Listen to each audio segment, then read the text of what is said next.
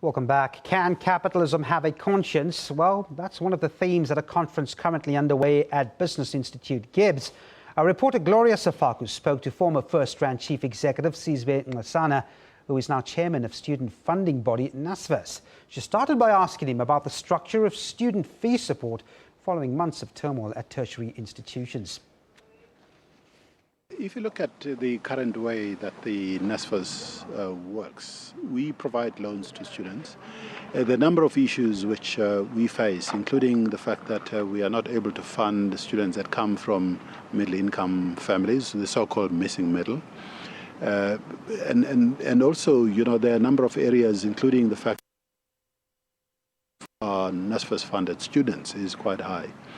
So we're trying to address those issues to make sure that we can mobilize adequate funding, not just from government, but also from the private sector, both locally as well as internationally, to fund more students and raise adequate funding to create resources which are going to assist students by providing not just financial support, but also academic support, life skill support, psychosocial support, so that the pass rates are improving. Because at the moment we know that especially for poor students, the pass rates are not where they should be. You also mentioned that there's a huge dropout rate. Do we know what the reasons are behind that, and what can we do to correct that? The dropout rate reasons are many. They include underfunding of students, the so-called top slicing, in other words, they don't get the full cost of study financial support. They include the fact that especially the poor students need more than just financial support. They need academic support, because universities are very complicated areas, and it's quite daunting for a student who may be coming from villages to get to universities and navigate the university environment. And therefore it is important that we're providing a lot more integrated support to students so that their chances of passing are improving. You also mentioned that there's a lot of fraud going on in the system.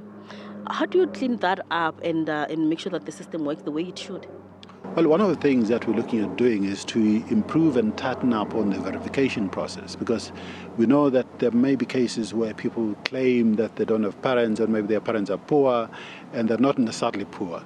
So we need to tighten up on those processes. We need to tighten up on those students who are getting loans, repaying their loans, because we know that there are a lot of people who are not repaying their loans. So we started to see improvements already. So by just working in a much more efficient way in terms of who we grant loans to, granting loans to people that are verified, but also collecting loans that are recovered from people who have been receiving loans is going to be one of the key issues that we've started to look at already. And with the protests from students that we saw in the past few months, it kind of highlighted that there's quite a huge need for funding in education. What can the private sector do to play a role in this?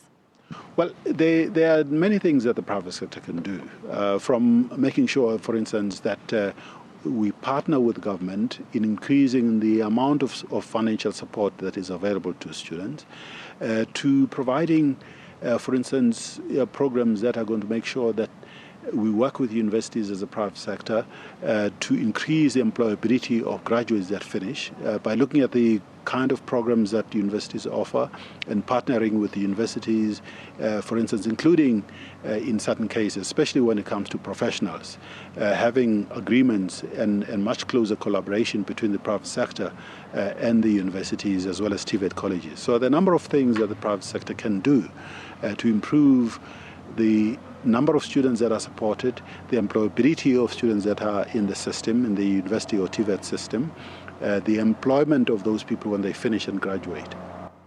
And you also mentioned that there's quite a gap in the skills that the universities are producing and what is required by businesses out there. What can happen that the two actually come together and universities start to produce skills that can be used in business?